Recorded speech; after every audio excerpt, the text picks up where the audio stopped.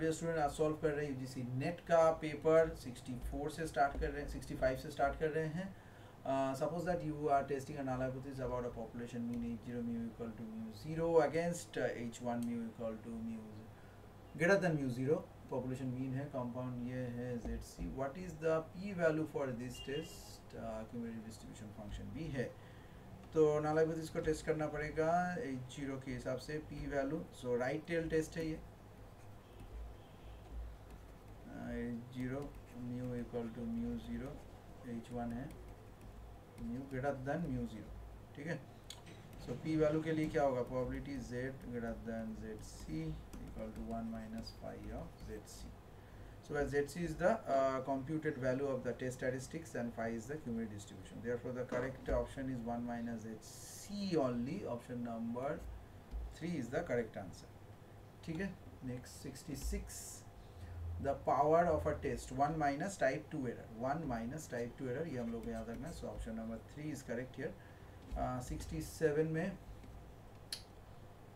given the random sample of size n population with mu and variance sigma square, sample mean as the following expected value of the variance. ये सारा दिया हुआ है.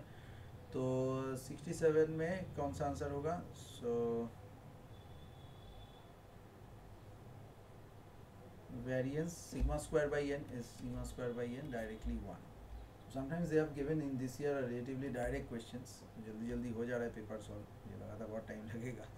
ठीक है. तो नेक्स्ट है कंज्यूमर प्राइस इंडेक्स के ऊपर CPI फॉर कंट्री 1982 बेस में लिया है 100, 2000 market. What is the cost of purchasing of market basket. ठीक है. सो CPI में क्या मेजर करते हैं? So average change over time in the prices paid by urban consumers. तो यहाँ पर मैं परसेंटेज इंक्रीज के हिसाब से new index by base index 234.7 minus 100. ठीक है. Divided by 100 into 100. चलो बड़ा लग गया. सो 134.7 डायरेक्ट आ गया. This is the percentage. So this is the percentage increase 134.7% with respect to this has increase decrease increased 4. 69 number question में चलेंगे. प्रोडक्शन फंक्शन दिया हुआ है q equal to x plus Y X and Y two inputs. If the respective input in w x and w y this thing the cost function CQ. So correct function CQ is given by q equal to x plus y ये दिया हुआ है. CQ equal to wx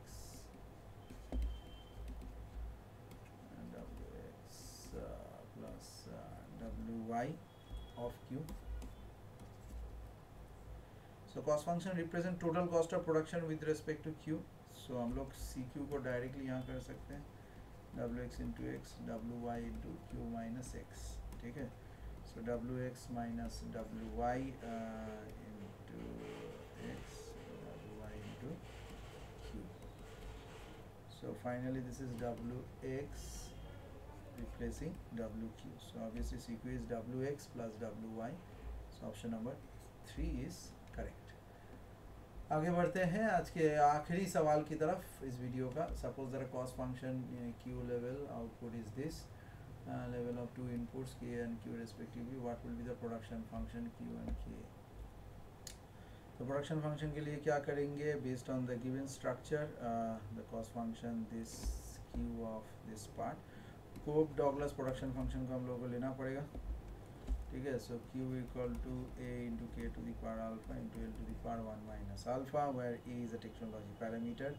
सो यहाँ पर alpha equal to r by W plus r. 1 minus alpha हो जाएगा w by W plus r. ये दोनों हो गया. So therefore the correct production function of this thing given to the cost is q equal to a k to the power alpha a into k to the power alpha. So this value function exist with the CRS structure इस वाले में आ रहा है. So only this option is correct.